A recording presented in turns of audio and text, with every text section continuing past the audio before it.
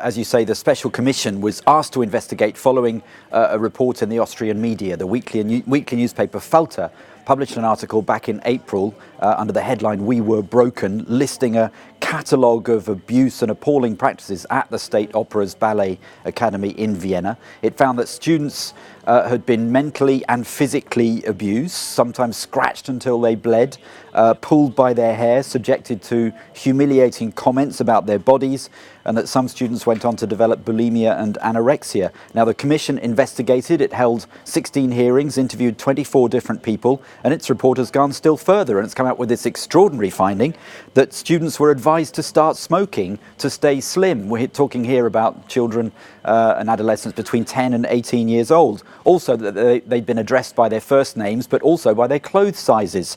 And it said this amounted to a general disregard for child welfare, that students were not sufficiently protected from discrimination and neglect, that training had not been properly controlled, and it singled out Vienna State Opera for failing to supervise the academy properly. I imagine people are appalled.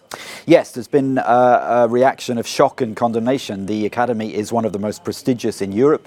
Its students dance for some of the world's best-known dance companies, including the London Royal Ballet and also companies in St. Petersburg and New York. So there's a lot of damage to its reputation. 80% of its students come from abroad, and the Austrian culture minister has asked for urgent action to take place. So there must be some changes in place, presumably. What are the school doing? Yes, well, the Vienna State Opera said yesterday that it had already put several steps in place. It's cut the number of student performances, and it says beyond that it'll study the report in detail before announcing a more thorough response.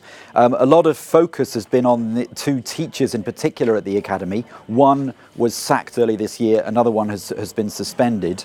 And when the scandal broke, the academy said that it was setting up a course for students on nutrition and on body image, and it's hired psychologists, but the commission says that that is not enough.